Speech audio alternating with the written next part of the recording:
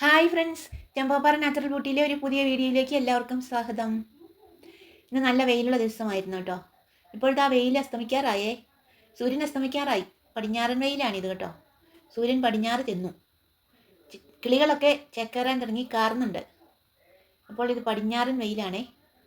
പടിഞ്ഞാറ് നിന്നുള്ള വെയിലാണ് ഈ കാണുന്നത് കേട്ടോ. സൂര്യൻ അസ്തമിക്കാറായി വരുന്നുണ്ട്.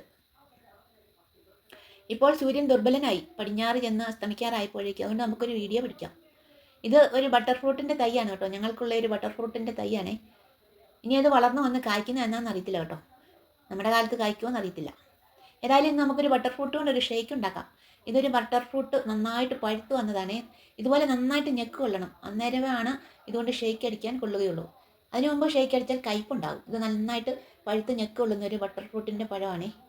ഇതുകൊണ്ട് നമുക്കൊരു ഷേക്ക് അടിക്കാം. കത്തികൊണ്ട് ഇതുപോലെ ആദ്യമേ ഇങ്ങനെ പൊളന്നങ്ങെടുക്കണം.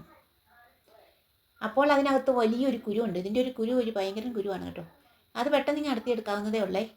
ഇനി ഒരു സ്പൂൺ കൊണ്ട് നമുക്ക് ഇതിനകത്തെ പഴം അങ്ങ് ചിരണ്ടിയെടുക്കാം. തൊലിയിൽ നിന്ന് ഇതിൻ്റെ പഴം അനായാസമായിട്ട് ഇങ്ങനെ ചിരണ്ടി അങ്ങ് എടുക്കാം. നന്നായിട്ട് പഴുത്തിട്ടുണ്ട്. അതുകൊണ്ട് നന്നായിട്ട് അതിൻ്റെ അകത്തുള്ള പഴം നന്നായിട്ട് ചിരണ്ടിയെടുക്കാം. ഇത് വളരെ നല്ല വിറ്റാമിനുള്ള ഒരു പഴമാണ് കേട്ടോ, ബട്ടർ ഫ്രൂട്ട് എന്ന് പറയുന്നത്. നല്ല രുചികരവുമാണ് കേട്ടോ. എന്നാൽ ചിലർക്കൊന്നും ഇതിൻ്റെ രുചി അങ്ങനെ ഇഷ്ടപ്പെടുകയില്ല. പക്ഷേ ഇത് നല്ല വിറ്റാമിനുള്ള ഒരു പഴമാണെന്നാണ് പറയുന്നത്. ഇതെല്ലാം കൂടി ഇനിയൊന്ന് ചെറുതായിട്ടൊന്ന് മുറിച്ചെടുക്കാം. അവക്കാഡോ എന്നും ഇതിനൊരു പേരുണ്ട് കേട്ടോ. ബട്ടറിൻ്റെ സ്വാദായതുകൊണ്ടാണ് ഇതിനെ ബട്ടർ ഫ്രൂട്ട് എന്ന് വിളിക്കുന്നത്. നമുക്ക് ഇതെല്ലാം കൂടെ ഒരു മിക്സിയുടെ ജാറിലേക്ക് ആക്കാം. ഇനി ഇതിന് മധുരം ചേർക്കണം. ഞാനിപ്പോൾ ഇന്ന് ഇതിന് പഞ്ചസാര ചേർക്കാതെയാണ് ഷേക്ക് ഉണ്ടാക്കുന്നത്. ഷുഗറിൻ്റെ പ്രശ്നമുള്ളവർക്ക് പഞ്ചസാര ചേർക്കാതെ ഉണ്ടാക്കുന്നതാണ് നല്ലത് കേട്ടോ. അതിന് പകരമായിട്ട് ഒരു പാളയംകോടൻ പഴം ഇതിലേക്ക് ചേർക്കുന്നുണ്ട്. 2 സ്പൂൺ തേനും കൂടി ചേർക്കുന്നുണ്ട്. പഴം ഒരു പഴം ചേർത്താൽ മതിയാകും. ഒത്തിരി പഴം ചേർത്ത് കഴിഞ്ഞാൽ ഇതിൻ്റെ ഒരു രുചി കിട്ടത്തില്ല നമുക്ക്. അതുകൊണ്ട് ഒരു പഴവും ചേർത്ത് 2 സ്പൂൺ തേനും ചേർത്തു. ഇനി ഇത് തണുപ്പിച്ച് ഫ്രിഡ്ജിൽ വെച്ച് നന്നായിട്ട് തണുപ്പിച്ചെടുത്ത പാലാണ് കേട്ടോ. അതും കൂടി ഇതിലേക്ക് ചേർത്ത് കൊടുക്കാം.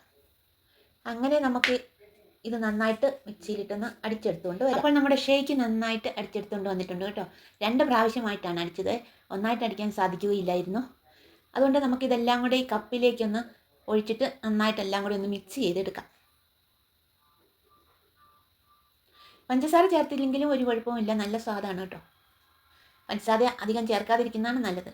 നമുക്ക് 2 ഗ്ലാസ്സിലേക്ക് ഒഴിക്കാം. 2 ഗ്ലാസ്സിലേക്ക് പകർത്തിയെടുത്തിട്ടുണ്ട്. ഇതൊരു നല്ല വിറ്റാമിനുള്ള നല്ലൊരു ഷേക്കാണ്. വിശപ്പും മാറും, ദാഹവും മാറും. നല്ലൊരു സൂപ്പർ ഷേക്കാണ് കേട്ടോ. അപ്പോൾ ഞങ്ങൾ ഷേക്ക് കഴിക്കുകയാണ് കേട്ടോ. അടിപൊളി ഷേക്കാണ്, സൂപ്പറാണ്. അപ്പോൾ ഇന്നത്തെ വീഡിയോ ഇത്രയേ ഉള്ളൂ കേട്ടോ. നമുക്ക് അടുത്ത